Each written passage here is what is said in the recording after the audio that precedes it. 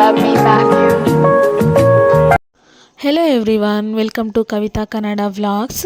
ಎಲ್ಲರೂ ಹೇಗಿದ್ದೀರಾ? ಚೆನ್ನಾಗಿದ್ದೀರಾ ಅಂತ ಅಂದ್ಕೊಂಡಿದ್ದೀನಿ. ನಾನು ಕೂಡ ತುಂಬಾ ಚೆನ್ನಾಗಿದ್ದೀನಿ. ಆ್ಯಕ್ಚುಲಿ ಇವತ್ತು ಮಾರ್ನಿಂಗ್ ಸ್ವಲ್ಪ ಬೇಗನೆ ಎದ್ದೆ. ಸಿಕ್ಕಾಪಟ್ಟೆ ಚಳಿ ಇತ್ತು. ಸಾಗರ ಅಂತಂದರೆ ಚಳಿ ಆಲ್ಮೋಸ್ಟ್ ಜಾಸ್ತಿನೇ ಅಲ್ವಾ. ಸುಮಾರು ಹೊತ್ತು ಹೊರಗಡೆ ಬರಲೇ ಇಲ್ಲ. ಬೇಗ ರಂಗೋಲಿ ಅದು ಹಾಕೊಳ್ಳೋಣ ಅಂತ ಅಂದು ಮಾಡಿಕೊಂಡೆ. ಸಿಕ್ಕಾಪಟ್ಟೆ ಚಳಿ ಅಂದರೆ ಚಳಿ ಇವತ್ತು. ಎಂತ ಮಾಡೋದು ಅಂತಂದು ಸ್ವಲ್ಪ ಹೊತ್ತು ಒಳಗಡೆನೇ ಕೂತ್ಕೊಂಡಿದ್ದೆ, ಚಳಿ ಕಡಿಮೆ ಆಗತ್ತೇನೋ ಅಂತ ಅಂದ್ಕೊಂಡು. ಬಟ್ ಆಲ್ಮೋಸ್ಟ್ 7:30 ಆದರೂ ಕೂಡ ಚಳಿನೇ ಕಡಿಮೆ ಆಗಲೇ ಇಲ್ಲ. ಸೊ ಏನು ಮಾಡೋದು ಅಂತ ಅಂದ್ಬಿಟ್ಟು ಸ್ವಲ್ಪ ಬೇಗ ಅತ್ಲಾಗೆ ಎಲ್ಲ ಕ್ಲೀನ್ ಮಾಡಿಕೊಂಡು ರಂಗೋಲಿ ಹಾಕ್ಕೊಳ್ಳೋಣ ಅಂತಂದು ರಂಗೋಲಿನ ಹಾಕ್ತಾ ಇದ್ದೀನಿ. ಅಷ್ಟರಲ್ಲಿ ತ್ರಿಯಾ ಕೂಡ ಎದ್ಬಿಟ್ಲು. ಅವಳು ಎದ್ದೇಳೋದ್ರೊಳಗೇ ರಂಗೋಲಿ ಹಾಕ್ಕೊಂಡು ಒಳಗಡೆ ಬರೋಣ ಅಂತ ಅಂದ್ಕೊಂಡೆ. ಬಟ್ ಅವಳು ಬೇಗ ಎದ್ಬಿಟ್ಲು. ನಾನು ಎದ್ದು ಒಂದು ಹಾಫ್ ಆನ್ ಅವರ್ಗೆ ಅವಳಿಗೂ ಕೂಡ ಎದ್ಬಿಟ್ಲು.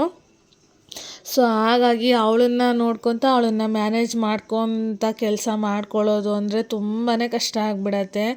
ತುಂಬ ಅಂದರೆ ತುಂಬ ತರಲೆ ಅವಳು, ಸುಮ್ಮನೆ ಇರೋದಿಲ್ಲ. ನೋಡಿ ಅಲ್ಲಿ ನಾನು ರಂಗೋಲಿ ಹಾಕ್ತಾಯಿದ್ದೀನಿ, ಅವಳು ಅಳ್ತಾ ಇದ್ದಾಳೆ, ಎತ್ಕೋಬೇಕು ಅಂತಂದು ಅಳ್ತಾ ಇದ್ದಾಳೆ ಅವಳು.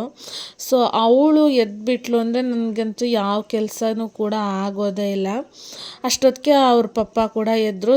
ಸೊ ಅವರು ಅವಳನ್ನು ನೋಡ್ಕೊತಾ ಇದ್ದರು. ಹಾಗಾಗಿ ನಾನು ಬೇಗ ರಂಗೋಲಿ ಅದು ಹಾಕ್ಕೊಂಡು ಮುಗಿಸ್ಕೊಳ್ಳೋಣ ಅಂತ ಅಂದ್ಕೊಂಡೆ. ಅವ್ರು ಎದ್ದರೆ ಅವರು ನೋಡ್ಕೋತಾರೆ, ಸ್ವಲ್ಪ ಮ್ಯಾನೇಜ್ ಆಗಿಬಿಡತ್ತೆ ನನಗೆ. ಅವ್ರ ಪಪ್ಪ ಅಂತಂದರೆ ಅವಳು ಸುಮ್ಮನೆ ಇರ್ತಾಳೆ, ಅಷ್ಟೊಂದು ಏನು ತರಲೆ ಮಾಡಲ್ಲ. ಅವಳು ಎಲ್ಲೇ ಹೋದ್ರೂ ಅವ್ರು ಸ್ವಲ್ಪ ಕೇರ್ಫುಲ್ಲಾಗಿ ನೋಡ್ಕೊತಾ ಇರ್ತಾರೆ.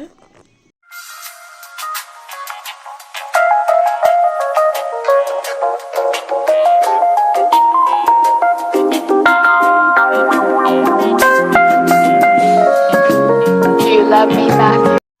ಸೊ ರಂಗೋಲಿ ಎಲ್ಲ ಹಾಕೋದೆಲ್ಲ ಮುಗಿಸ್ಕೊಂಡು ಒಳಗಡೆ ಬಂದೆ.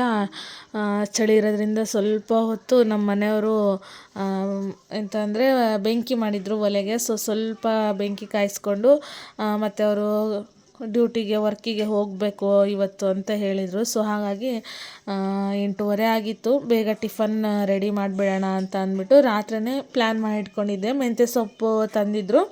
ಸೊ ಹಾಗಾಗಿ ಮೆಂತ್ಯ ಸೊಪ್ಪು ಪಲಾವ್ ಮಾಡಿದರೆ ಆಯಿತು ಅಂತಂದು ರಾತ್ರಿಯೇ ಪ್ಲ್ಯಾನ್ ಮಾಡಿ ಇಟ್ಕೊಂಡಿದ್ದೆ. ಸೊ ಹಾಗಾಗಿ ಸ್ವಲ್ಪ ಬೇಗನೆ ರೆಡಿ ಆಯಿತು ಅಂತಲೇ ಅನ್ಕೋಬೋದು ತಿಂಡಿನ. ನಾವು ಇವತ್ತು ಏನು ಮಾಡ್ತೀವಿ ಅನ್ನೋದನ್ನು ನೆನ್ನೆ ನೈಟೇ ಪ್ಲ್ಯಾನ್ ಮಾಡಿ ಇಟ್ಕೊಬಿಟ್ರೆ ಬೇಗ ತಿಂಡಿ ಎಲ್ಲ ಟೆನ್ಷನ್ನೇ ಇರೋದಿಲ್ಲ, ಬೇಗ ಮುಗಿದ್ಬಿಡುತ್ತೆ. ಸೊ ಹಾಗಾಗಿ ನಂದು ಕೂಡ ಸ್ವಲ್ಪ ಬೇಗನೆ ತಿಂಡಿ ಆಯಿತು ಇವತ್ತು, ರಾತ್ರಿಯೇ ಪ್ಲ್ಯಾನ್ ಮಾಡಿ ಇಟ್ಕೊಂಡಿದ್ರಿಂದ.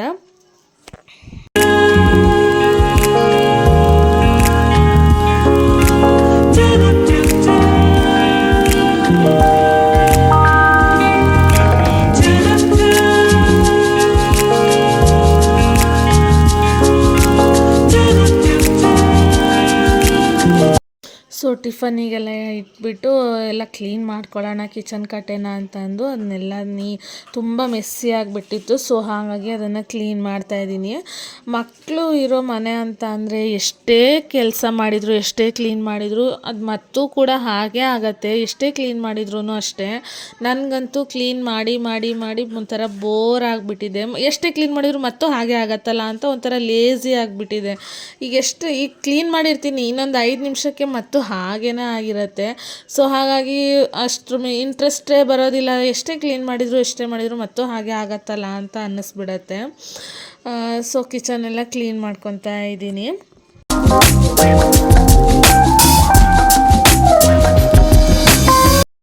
ಪಲಾವ್ಗೆ ಮೊಸರು ಬಜ್ಜಿ ಇಲ್ಲ ಅಂತ ಅಂದರೆ ಅದು ಅಷ್ಟೊಂದು ಲೈಕ್ ಆಗೋದೇ ಇಲ್ಲ. ಸೊ ಅದಕ್ಕೆ ಕಾಂಬಿನೇಷನ್ ಅಂದರೆ ಮೊಸರು ಬಜ್ಜಿ. ಕಾಯಿ ಚಟ್ನಿನೂ ಮಾಡ್ತೀನಿ, ಬಟ್ ನನ್ನ ಹಸ್ಬೆಂಡ್ಗೆ ಅಷ್ಟೊಂದು ಇಷ್ಟ ಆಗಲ್ಲ, ಅವ್ರು ಅಷ್ಟು ಲೈಕ್ ಮಾಡಲ್ಲ ಅದನ್ನ. ಸೊ ಹಾಗಾಗಿ ಆಲ್ಮೋಸ್ಟ್ ಮೊಸರು ಬಜ್ಜಿನೇ ಜಾಸ್ತಿ ಮಾಡ್ತೀನಿ. ಅದನ್ನಾದರೆ ಸುಮ್ಮನೆ ತಿಂತಾರೆ ಅಂತ ಅಂದ್ಬಿಟ್ಟು. ಸೊ ಇವಾಗೆಲ್ಲ ಚಳಿ ವೆದರ್ ಇರೋದ್ರಿಂದ ಅಷ್ಟೊಂದೇನು ಜಾಸ್ತಿ ಮಾಡಿರಲಿಲ್ಲ, ಸ್ವಲ್ಪ ಮಾಡಿದ್ದೆ ಮೊಸರು ಬಜ್ಜಿನ. ಮಕ್ಕಳಿಗೆಲ್ಲ ತಿನ್ನಿಸ್ಬಾರ್ದಲ್ವ, ಅದು ಅವ್ರಿಗೆ ಅವರಿಗೆಲ್ಲ ಶೀತ ಆಗಿಬಿಟ್ಟಿದೆ ಮತ್ತು ಅದರಿಂದ ಮತ್ತು ಅವ್ರಿಗೂ ಇನ್ನೂ ಜಾಸ್ತಿ ಆಗಿಬಿಡತ್ತೆ ಶೀತ ಅಂತ ಅಂದ್ಬಿಟ್ಟು ಅಷ್ಟೊಂದೇನು ಜಾಸ್ತಿ ಮಾಡೋಕ್ಕೆ ಹೋಗಲಿಲ್ಲ, ಸ್ವಲ್ಪನೇ ಮಾಡಿದ್ದೆ ಸಾಕು ಅಂತ, ನಮ್ಮಿಬ್ಬರಿಗಷ್ಟೇ ಅಲ್ವಾ ಸಾಕು ಅಂತ ಅಂದ್ಬಿಟ್ಟು ಸ್ವಲ್ಪ ಮಾಡಿದ್ದೆ.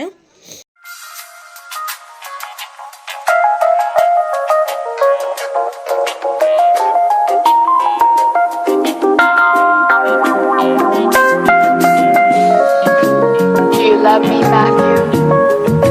I do. Honestly? I hope ನಿಮಗೆಲ್ಲ ಈ ಒಂದು ವಿಡಿಯೋ ಇಷ್ಟ ಆಗಿದೆ ಅಂತ ಅನ್ಕೋತೀನಿ. ಯಾರೆಲ್ಲ ನನ್ನ ಈ ಒಂದು ವಿಡಿಯೋನ ನೋಡ್ತಾ ಇದ್ದೀರೋ ಪ್ಲೀಸ್ ಲೈಕ್ ಮಾಡಿ, ಶೇರ್ ಮಾಡಿ, ಹಾಗೆ ನನ್ನ ಒಂದು ಚಾನಲ್ಗೆ ಸಬ್ಸ್ಕ್ರೈಬ್ ಆಗೋದನ್ನು ಮರಿಬೇಡಿ. Thank you.